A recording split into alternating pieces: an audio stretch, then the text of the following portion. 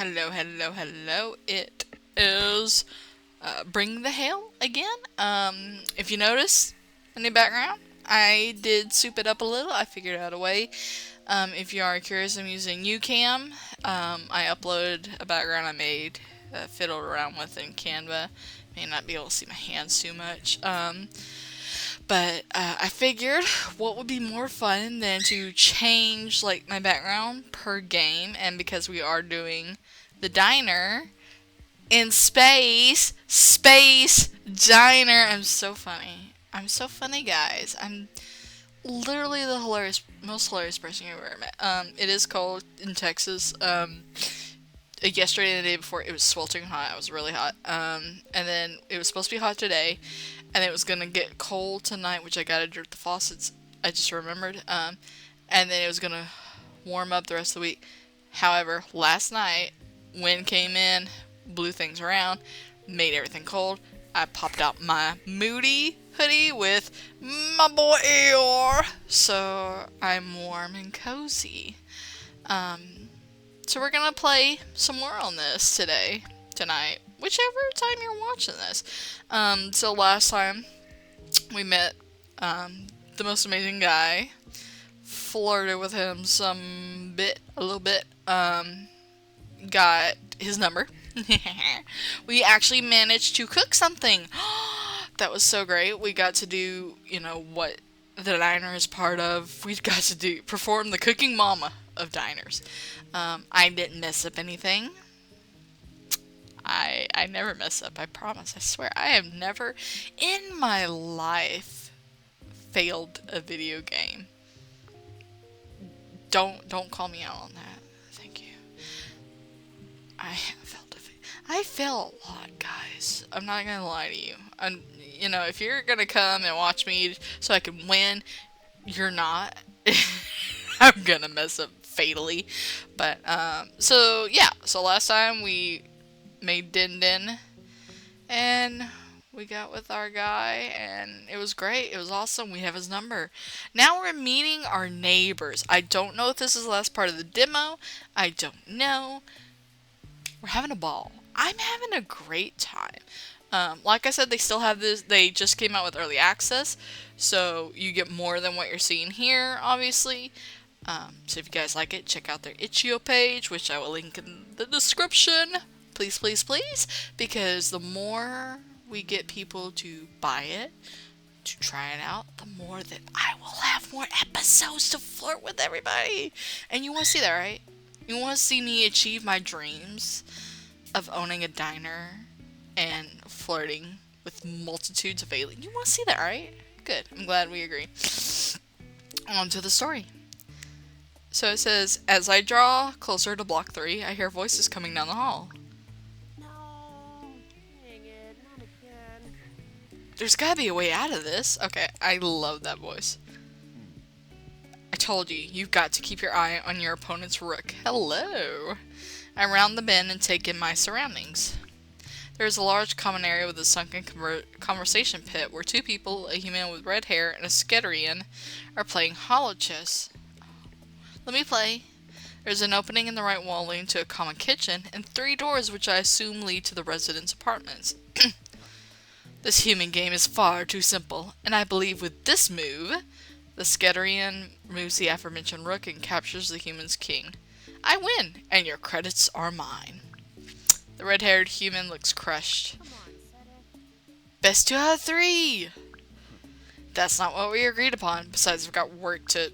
The Skitterian, Sedith, looks up from the board and his eyes fix on me. The human follows his gaze, theirs landing on me, and their face instantly breaks out into a smile. Hello. I give a small wave. Oh, hi there. He must be the new neighbor. Shiwu messaged me saying you'd be on your way soon. I'm Roswell. It's nice to meet you. Hello, Roswell. So, I will get you your ring soon. The proposal will come soon. You too, Sedith.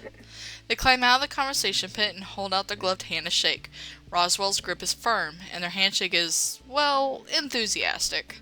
I'm Michael. It's nice to meet you. I'm your new neighbor, I guess. I'm taking over the Milky Way diner. Sorry for interrupting. Seems like you two were in the middle of a pretty heated battle. I had just finished claiming victory.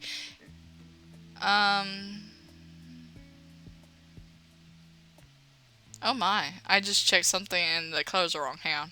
Okay, so I had something wrong in place and it messed up the colors. This is what you're supposed to be seeing. Sorry about that.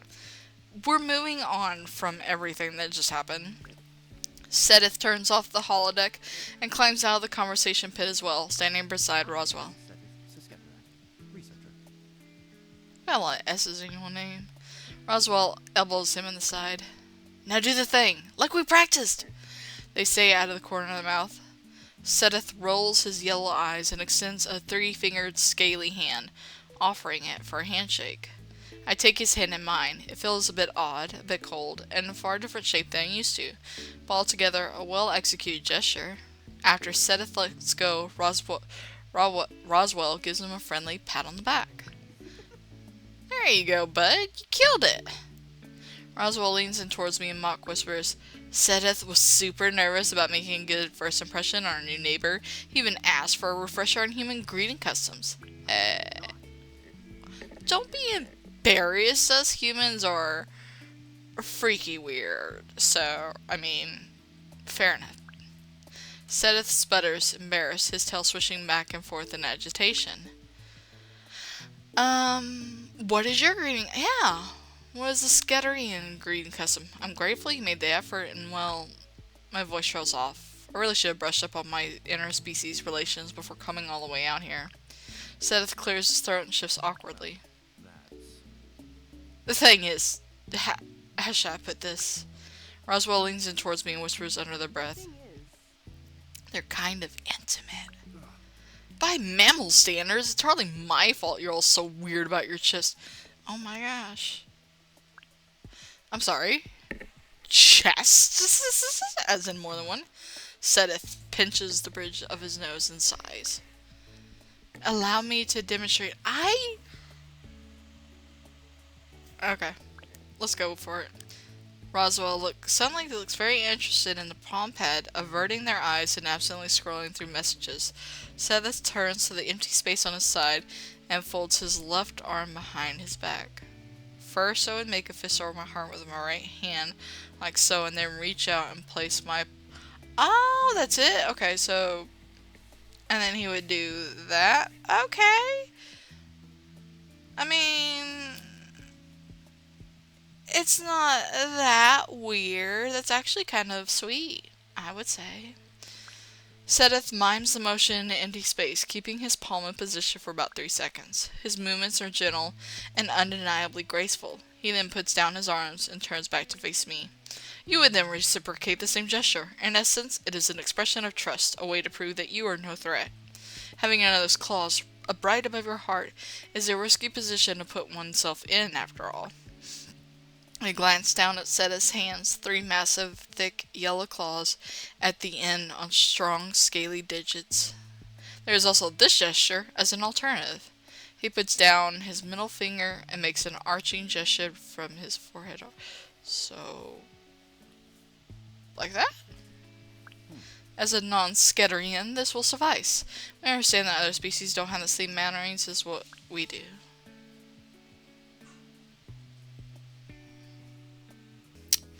Sorry, I heard a noise and it was my dog. Ugh. Hair in my mouth. I did turn my heater off because it got a little steamy in here.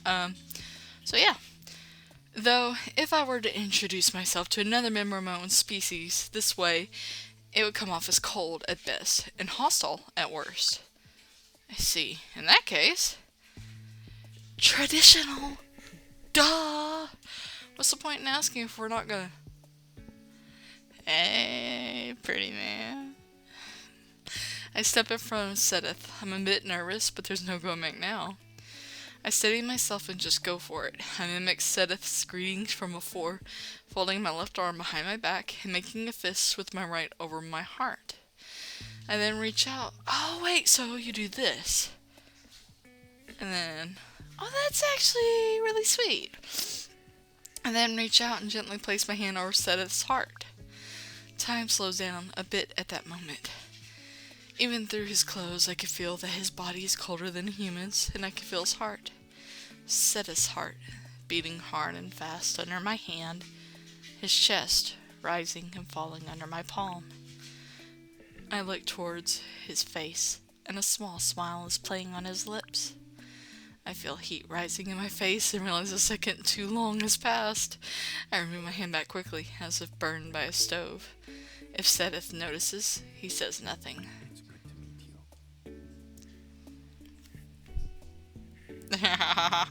you. Seth says with a warm tone. Left hand behind his back, he makes a fist with his right hand and places it over his heart, then reaches out and places his palm over my chest where my heart lays. His large, cold, clawed hand is still and unmoving on my chest, feeling my heartbeat. I understand why this is an expression of trust for his species. He could rip the heart out of my chest if he wanted to. Literally. It's good to meet you too, Seth. After the 3 longest seconds of my life, Seth removes his hand from my chest. As if on cue, Roswell puts their palm pad back in their pocket. See what I mean? Intimate. Look, Roswell, buddy. Look, right? Okay. Look. Just because you didn't like it, don't mean I'm not all on board for it. Look, right. Seth clears his throat. Anyway, welcome to Block 3. How was your flight? Did it go okay? It's a long way from the Helios system. Are you from the Helios system too? I was born on the Casper. That's one of the 3 original human extrasolar mobile space settlements, right? The 3 Magi, as they're called, are 3 massive ships that left the Helios system not long after first contact with the Galactic Assembly almost 2 centuries ago? How old are you? Built with the help of the Assembly as a token of goodwill, the residents were the first humans to set out and join the galactic community. Lots of those original passengers ended up settling and established GA colonies. Some would go on to settle fridge planets, but a significant population decided the ships were their home now. They would journey on, exploring the galaxy as generations passed. Water time, folks. There's like a frog in my throat. I remember the first time I took a long-haul transport off the Caspar. It was budget, of course, and I felt like I had the worst hangover for days after being in the pod. Same thing happened when I traveled to the Hesperides.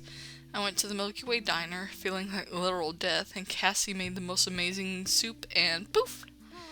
I felt better than ever. I swear it was like Roswell stops mid-sentence, seemingly remembering in that moment that Aunt Cassie is gone. They shake their head and blink back the tears that start to form in their eyes. Oh. That's right, because, like, it was our aunt, but she was closer to the east, folks. Your aunt was a real great lady. The Milky Way diner means a lot to all of us here. It's really great that you're carrying on that legacy and keeping it open. Seth nods his head solemnly. She really was something. I ate pretty much all my meals there. We both did. Nothing beats Cass's spicy fried spiny bug. Spiny what? Roswell sighs wistfully and Seth rolls his eyes again. Cass's cooking was indeed very good, but that dish is simply a waste of perfectly good spiny bug.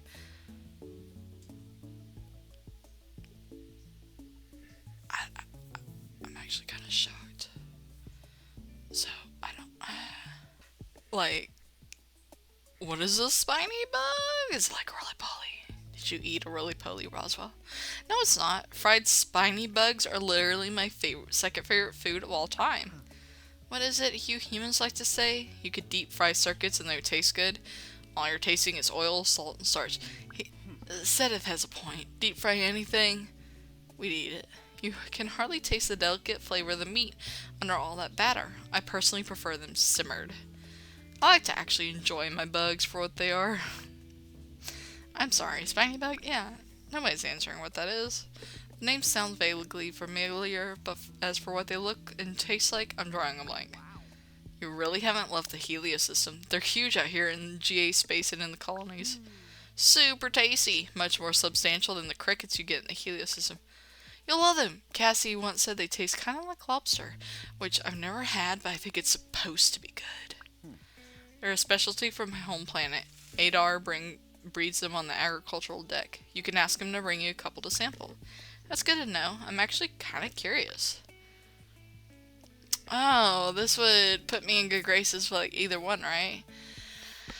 I'm gonna be real. I don't care about lobster. I don't even care about fish in general.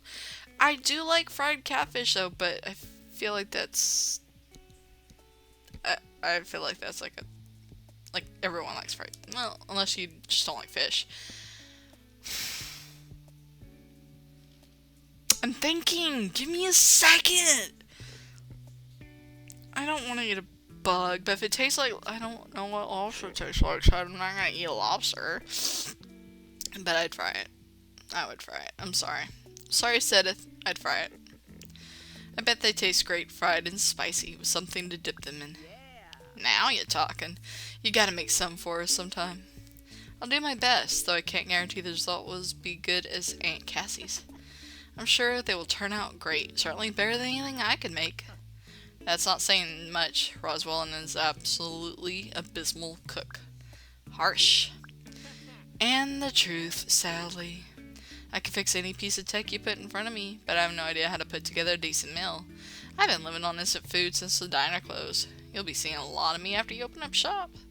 Roswell snaps their fingers as if something just came to them. Yeah, almost forgot. I have a welcome present for you. A present? Yeah, just a little welcome to the neighborhood gift.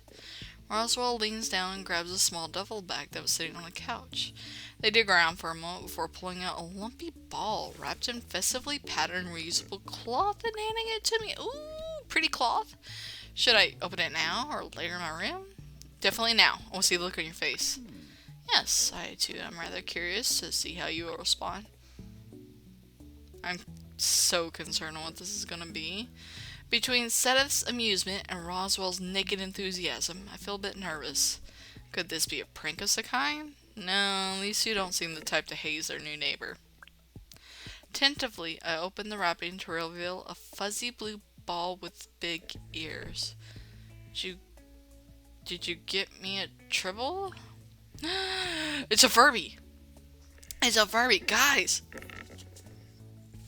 Guys, it's a Furby! Oh my gosh. Hang on. I'm so in shock, I'm about to cough. It's a Furby? I got a Furby. I want a Furby. I think I had one as a kid. But they weren't in style. At that time, it was like Tamagotchis and Pokemon. I want a Furby. Its robotic yellow eyes click open and I flinch, almost dropping the contraption. Yikes! Easy there. I steady myself and take another look. Some kind of pet bot, the kind that's pretty popular with kids, but it's not a creature I recognize. I know it can be hard adjusting to a new place. I found this little cutie in a box of K-tree scraps that KL brought me from Ranon, and fixed them up to keep you company. They're supposed to be a rune. Well, a cartoonish interpretation of one. KL said they were super popular on her home world when she was a cub. Don't hold back. I told Roswell it was a bit of a juvenile idea. That's just another word for fun. Anyway, be honest. The little robot starts to let out a slight rumbling mechanical purr.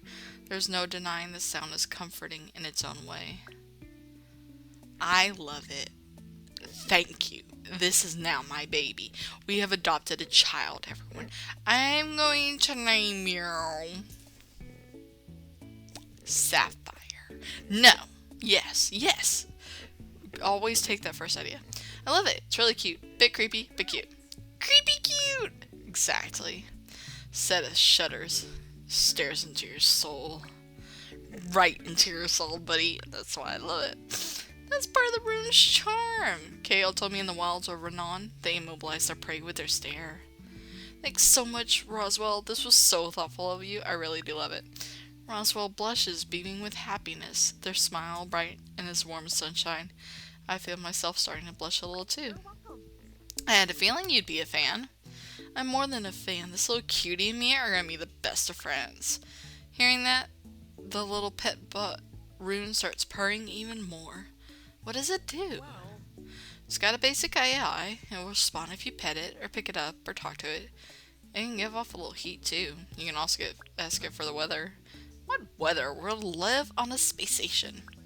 Okay, fine. It'll tell you the weather if you take it planetside, or the news. They make a pointed glance at Seteth, which is relevant anywhere. It's even got a built-in speaker function, so it can play your music, all of which the AI assistant built into your living quarters can do. Yes, but you can't cuddle the living quarters AI. That is a point. The living quarters AI is not as pretty as Sapphire is. No, you cannot score 1 for the rune. Yeah, let's do it. If you ever need maintenance on it or anything else, give me a shout. I'm the head tech on the Hesperides. If it's broken, I can fix it. Just then, an alarm on Roswell's palm pad sounds. Speaking of which, duty calls. I better get back to the tech office. And I should head back to the lab. It was good to meet you, Michael. You guys as well. Hey, I have an idea. Why don't we all head to Wayfarer's Rest for drinks tonight? A little welcome party for our new friend. What do you say? We'll meet you after we're done working for the day. I'll try my best to make it. I've got this experiment to... It can wait. Live a little. I live plenty. Yeah, that sounds fun. I guess I'll see you two later. I'm gonna drop my stuff off in my room and get settled. Rest up. See you later. Seteth gives me a friendly wave before turning around and walking out of the block with Roswell following behind. Now, I believe I have credits. You have credits to transfer to me. Oh, and here I was hoping you'd forget. Oh my gosh. Not even 5 minutes in, meeting new people, get a new pet. Guys, I love it. I walk over to the door for room 3 and scan my palm pad. The door slides open, and I take my first steps into my new home, carrying the rune in my arms as it continues to purr away. My bags were left in the sunken entry alcove, placed carefully by the delivery bot from earlier, I presume. I remove my shoes to take a look around the room. It's cozier than I expected it to be. There's a bathroom and a little kitchenette, as Officer Morency described, so I guess that's the bathroom. Over there. Bed. Kitchenette. Sleeping nook with plush-looking sheets. Oh yeah. And a warm golden glow coming from the lights on the walls of the nook. Can I change those? Finally, there's a surprisingly large window looking out into space because I want, like, dark mode everywhere. I can see the distant blinking sights of one of the stable wormhole entrances and the occasional flashes of starships zipping by. It's peaceful. I place a little rune pet bot on the shelf by my bed. Its little robot eyes blink a couple times, looking around the room. Ah, me, me, me! Sakavo! A little voice calls from inside the pet bot. The speakers crackle a little with age. What the? I take a seat on the bed and lean until I'm eye level with the rune. Bashavash rush nook. The little robot creature's ears move up and down as it looks at me. Are you speaking Keitri? Sakva. I don't speak Keitri. Sorry, little buddy. Kesh Veshvra. The rune closes its eyes for a few moments and rumbles a little. When the rumbling stops, it opens them again. Language path updated to Galactic Assembly Standard Dialect. Hello, friend. What's your name?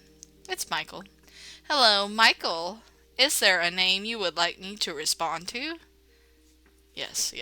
We're calling you Sapphire. Okay, I will go by Sapphire from now on. Do you want to play? Maybe some other time, little buddy. I want to take a nap. I want to play with my little telltale looking Furby looking thing. Why is the MC always such a bore? Like, let me play with my stuff. Let me have a little fun, man. I'm just saying, right? I'm just saying. I don't know. Just let me play with my dude. I say, peeling off my traveling clothes and flopping onto the bed. Somehow it's even comfier than it looked. I crawl under the covers and let out a contented sigh. Lights off. Oh yeah, baby, that's what I'm talking about.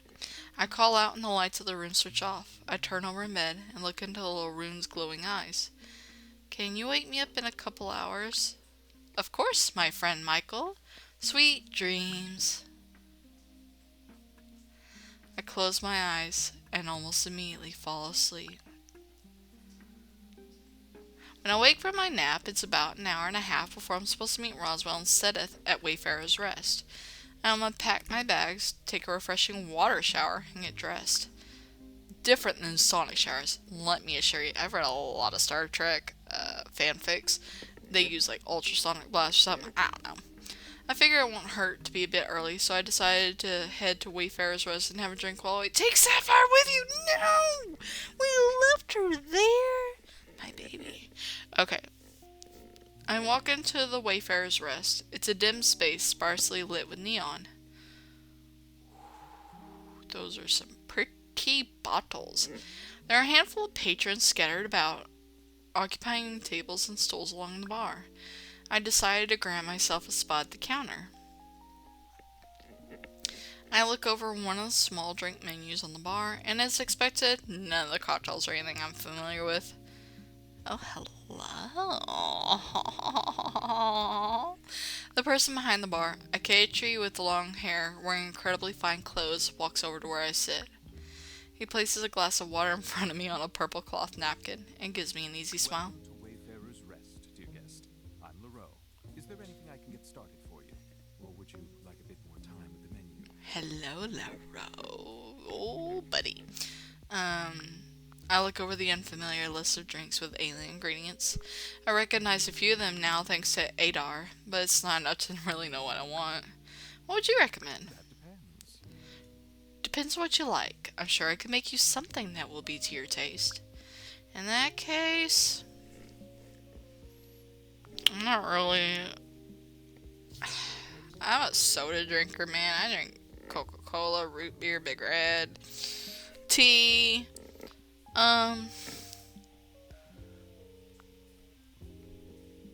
But my character is on a night out. He should be able to have, like, something sweet. I'm gonna go with something sweet all the time. I like something sweet. Oh, buddy. What was that? Then I'm just the thing. Leroux busies himself taking bottles of liquor off the shelf behind him and mixing the ingredients together with practiced efficiency. Ooh. Yeah, I drink that. I mean, I'm not a drinker, but I would drink that. Once he's finished, he places a glass before me, filled with a deep purple liquid. There are 2 small blossoms floating on top, along with what I guess are 3 skewered keshri berries. This is called Sumak Ta. It means spring twilight, and it's a classic K-tree drink. I take a sip, and the drink tastes sweet as candy. There is the unmistakable flavor of keshri berries. Right, because we like those, right? They tasted like... No, that was the Big Red thing. There is an unmistakable flavor of keshri berries, with a floral note and a wine-like tannic taste at the end. It's delicious. What's in it? A bit of keshri set, some takmo, and a little keshri blossom syrup. Maybe it is keshri. Hang on. I want to see something.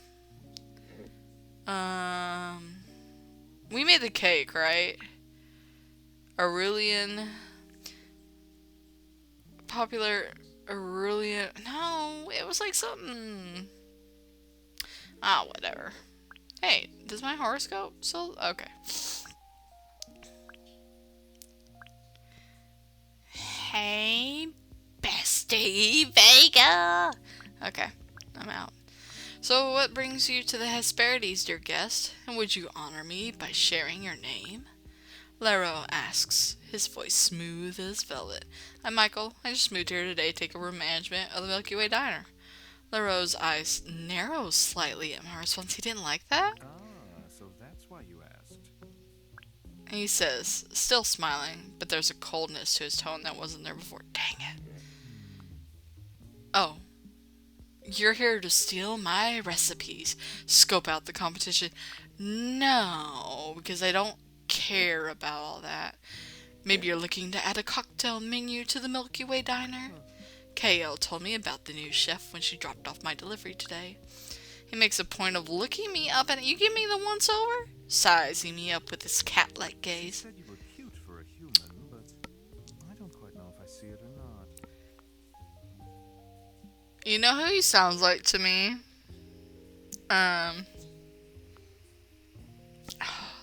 It's from a cartoon. I don't remember which one now. Anyway, just trust me. He sounds like someone from a cartoon that is also very handsome.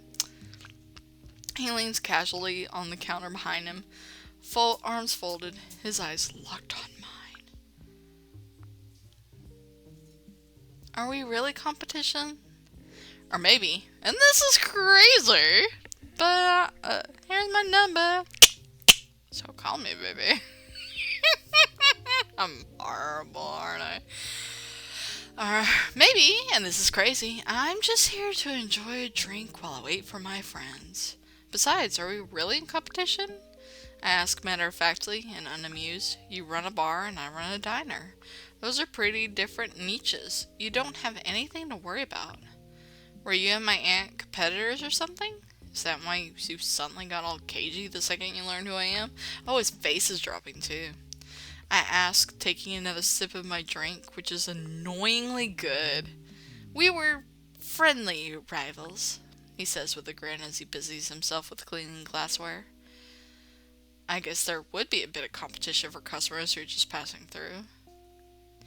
I think the station's big enough for both of us, unless we combine into one. Have you ever considered the hyphening our name? I really do think the station is big enough for the both of us. There's no reason we can't get along. Do you not see me as competition? I'm hurt. Do you want me to see you as competition? LaRose shrugs. This guy sure is an interesting character. Friendly rivals, then? I ask, raising my glass. Friendly rivals, LaRose says as he sets about prepping what look to be garnishes for cocktails. As I continue to sip my drink, my eyes wander to the shelves of unfamiliar bottles. So what's in all these different bottles? I ask, pointing to the shelves behind LaRose. It's not all alcohol, right? Not all, LaRose answers. Aurelians can't consume alcohol, nor can the Naru, but they have their own beverages that produce altered states. There's dragonflower nectar from the Aurelian system, so like, Vulcans and chocolate. You think you would have chocolate liquor up in this place? I'd drink that. LaRose turns around and pulls down a round bottle filled with a thick, golden, yellow substance, placing it on the counter for me to examine. It has a lovely sweet flavor and a mild psychedelic effect I find rather enjoyable myself. Can humans drink it too? Yes, the Naru can as well. Sadly, Sketterians are a bit sensitive to some of the compounds found within, so they generally don't consume it. Not unless they're looking to have a very wild night. I see, I say, picking up the bottle and turning it over in my hand, watching the golden sparkling liquid swirl around inside. And this is Quilloon, the Naru drink of choice, LaRose explains, pulling another bottle from the shelf. This one is tall and skinny and filled with a mysterious, iridescent-looking liquid. It's made from puff fish venom. Brave.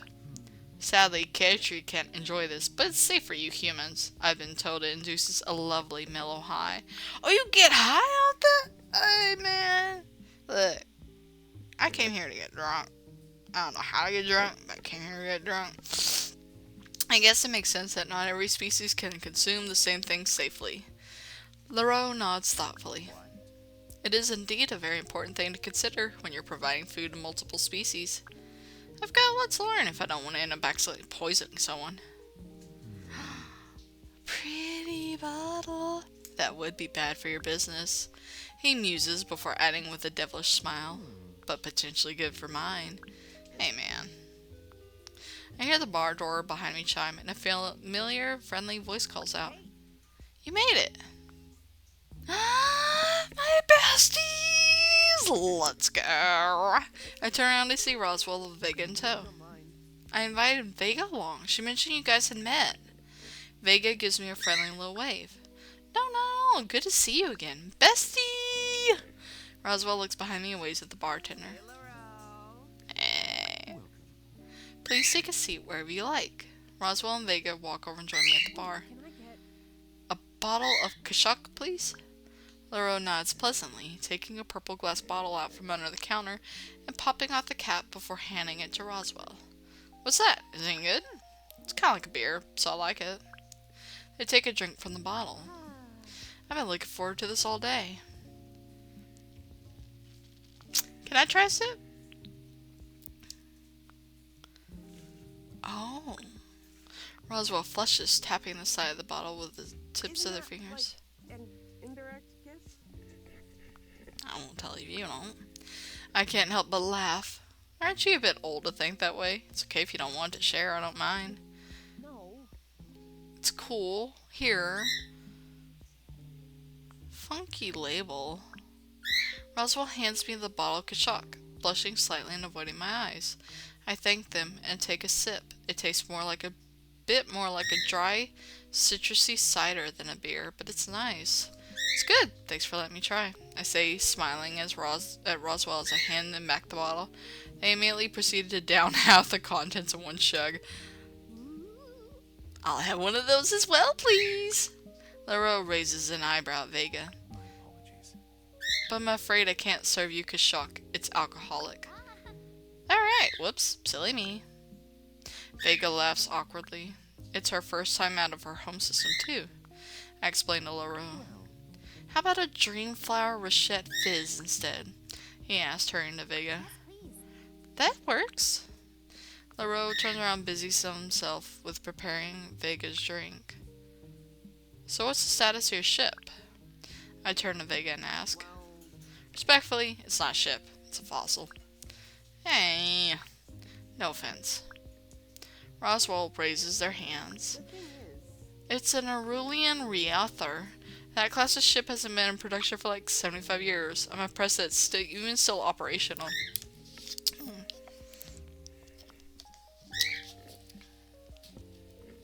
I doubt it would even pick up on most modern scanners. Vega's lucky the sensors we have on the station are also fossils. Oh, she looks worried. The rescue team might have not even reached her in time otherwise. I told Vega I could fix it, but it's going to take me a while to find the compatible parts I'm missing. I said she's better off just cutting her losses and flying commercial, but I said that I'd rather just wait. She says, cutting Roswell off. It's not like I'm in a hurry. Besides, the station seems nice. Here you go. Here's your Rochette Fizz, Miss Vega. LaRoe says, placing the drink and a napkin in front of Vega with a smile. LaRoe, right? A pleasure. The door chime goes off again. Hey, Adar, Sedith. Roswell calls, waving them both over to the bar. They turn to me apologetically. Okay, so maybe I didn't just invite Vega along. I thought a welcome party would be fun. The others should be here soon too. The others? Everybody up in the bar. Oh. Yeah, Shiwu, Saria, and KL. You met them all, right? I have. Great. It's gonna be a great night. Roswell turns to Sedith and Adar. I keep saying his name wrong, I think. Hey guys, this is Vega. They motion towards Vega with a flourish. She's also new to the station. Her starship exploded and she's very lucky to not be dead. Vega bows towards Adar. She then greets Sedith with an arching gesture from her forward outward with her right hand. It is a pleasure to meet you both. Good to meet you. Hello. It's nice to meet you too. Adar says with a polite bow. I can tell he's making an effort to speak louder so he can be heard, understood over the music and conversations. He tilts his head slightly as he looks at Vega. Sorry to ask, but have we met before? Vega shifts a little at Adar's question. Why does she look nervous? Are they cousins? No? Why? Of course, sorry I asked. She looks so familiar, but I can't quite remember how. I guess I just have one of those faces. Okay, she's lying about something. Vega, bestie, I'm your bestie. I'm your bestie. You can tell me. Secret family tryst? No, I'm sorry. No. That's your twin. that you've been separated from forever? Tell me. Vega says with an uncomfortable laugh, turning to continue talking to Roswell. Would you like to order? I will have. Sakesh, neat, please. Nectar spritz, please. Coming right up. LaRoe turns and gets to work on their drinks. Did you guys both have a good rest of your day? Asks Seteth and Adar. Yes. It was productive. I've been wondering, what is it exactly you research out here, Seteth? I'm a deep space biophysicist. My area of study involves a particular near microscopic species that lives in the vacuum of space called tarsecs. Ooh. They're particularly drawn to areas where the fabric of space and time is a bit looser, so the nexus point of 4 stable wormholes is an ideal place to collect samples and study them. But how does a species even survive in the vacuum of space? Well, The answer to that question is a bit too complicated for the setting. Perhaps you should come by my lab someday, and I could explain my research a bit more thoroughly then. It'd be really cool. I'd be happy to take you up on that. I turn to Adar. Did you have a good day too, Adar? He nods. We transferred some strawberry seedlings to the grow towers. You grow strawberries here too? When will they be ready for harvest? In about 2 weeks. I'll include you some in your produce delivery once they're ready. I'm looking forward to it. I'd love some as well, LaRoe says, handing Adar and Seteth their drinks. I have a great idea for a new cocktail. Alright, let's get this party started! Oh, it's her, KL! Calls a familiar voice from the entrance of the bar. I look over to see KL stride into the Wayfarer's Rest. Takmo Vasrash. Varushma. LaRoe responds in Kaitri and pours KL a shot of clear alcohol. She takes the shot from LaRoe and slams it back in one swift motion. Oh, girl! Okay. Now that's what I'm talking about. She exclaims and turns to Roswell. Hey, Sparky. Roswell and KL share a high five that becomes a surprisingly elaborate secret handshake. Hey. She then turns to Adar, giving him a friendly pat on the back. My man, how are those seeds I brought you back last time doing?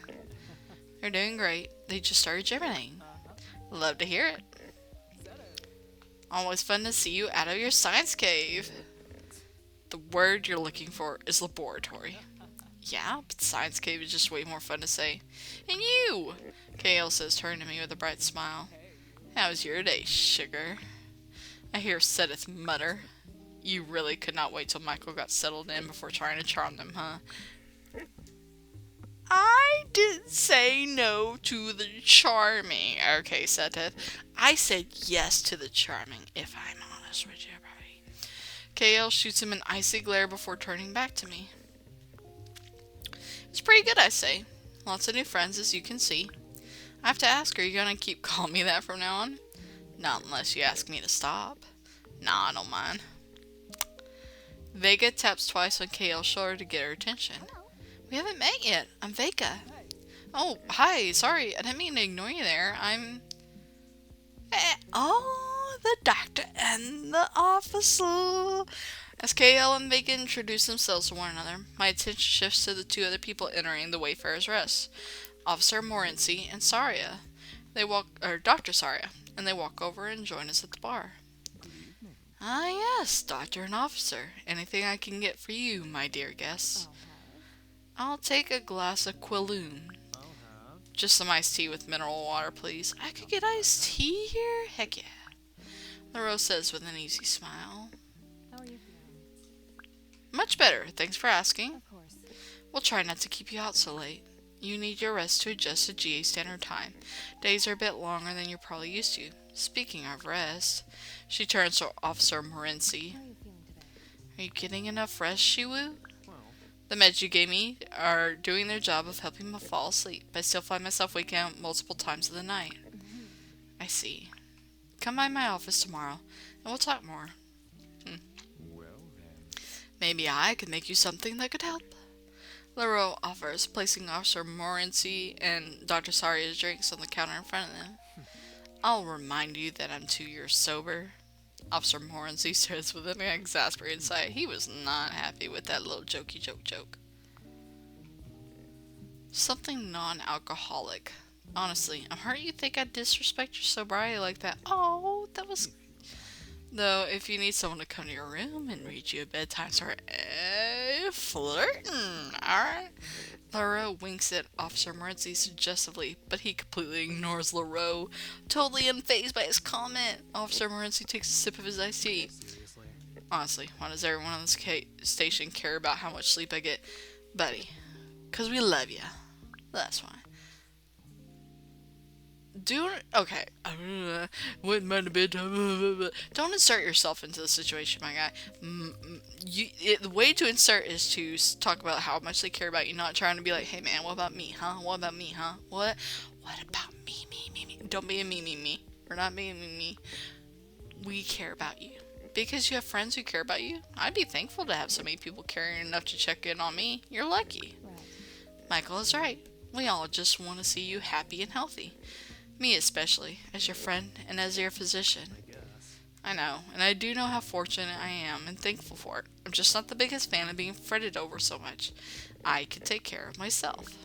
But I'll come by the med bay on my break tomorrow. Can I come see you too, Dr. Saria? Oh, of course you can, Michael. But didn't you just say you're feeling much better? I am, but I might have some trouble adjusting to the chime change like you said. Maybe I could bring you lunch, since you said earlier you were looking forward to not have to cook all day for every meal. But you really don't need to trouble yourself, Michael. I can wait for the diner's opening like everyone else, but I'll be happy to give you a quick checkup tomorrow should any problems arise. Yeah, of course. Sorry if I overstepped there. You seem to care for everyone here so much. I want to do something to make you feel cared for too. That is sweet and adorable. And why are we like having like these random discussions, not getting like blitzed? You didn't overstep at all, so don't worry. But I won't be accepting any special treatment. Not unless you want to deliver lunch to Shiwu and everyone else. I would. Don't think I won't. I would make my diner free. I'd be like, alright guys, here's what I want. I want y'all to also feed me, and if I get sick, y'all be nice to me. But I will make my lunches free, and we'll make soup. Everybody get soup. Roswell climbs like, Clayton, I didn't mean to. Alright, can I have your attention now that everyone's here?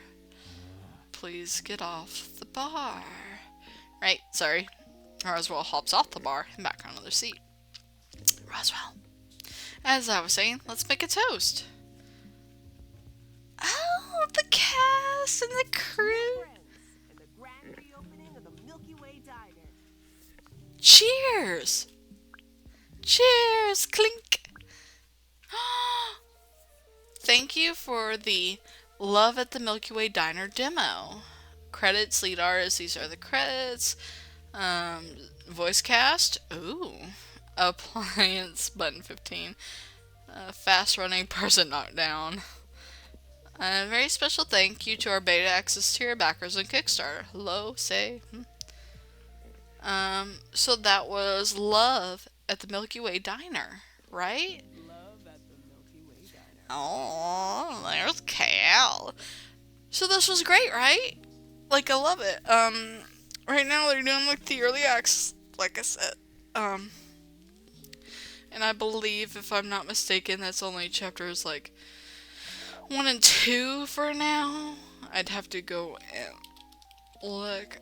But the thing is, it was like only 2 days ago, right? They only did it. Yeah. So if you purchase chapter 1, which I'm not sure if it's this one, because this was the free demo, and the demo had, hang on, let me look. I don't think the demo has because it's a demo, right? It doesn't have as much. It doesn't specify, but if you purchase the first chapter, you get over 80,000 words of dialogue that was not included in this first demo day. That is correct. You have more recipes, 17 character GCs, 8 from the demo, and 9 new ones. So there are 9 new characters that we did not see this time around. They do have the love interest still the same, I think. It kind of looks like. I'm actually going to, when I can, I'm going to buy the chapter 1 because I really, really want. It looks like when they did the first one, they have a feedback form. So like you can either play this through itch.io or through Steam. Chapters 2 and 3 will be free updates, which is great. We love our devs that do that for us, even though they don't have to. That is supremely awesome. They will come in spring and summer 2026. Spring's just around the corner. Summer's not too far off because 2026 is hitting us like a freight train. So, if you love this, I will be linking the early access itch.io page in the description, not the free demo, which you can go and play that, but it would help the devs out, obviously, to show our support for this. And our love for these beautiful characters, the voice acting, the storyline, which is great, and the really cool gameplay, which I know I said it was reminiscent of. It's not really Cooking Mama because I don't want to call it simpler because that feels like it's insulting, and I don't want to be insulting. I loved it. It was easy, a little bit hard because they were like, "Oh, here's this thing," and I'm like, I've already forgotten everything because I got lost in the sauce doing the romance. But I liked it. I liked everything about this. It was phenomenal. So, if you guys really like this, hopefully, maybe I'll wait till either the summer when all 3 chapters are out and I'll play those. And if not, I'll just wait for the whole game. It just depends. But this is it for now. What do you guys think? What do you guys think? And I guess, do you have any opinions on what we should play next? Either dating game-wise, horror game-wise, just games in general. So, leave a comment below if you like it. And, have a great week. Woo! Bye, everybody!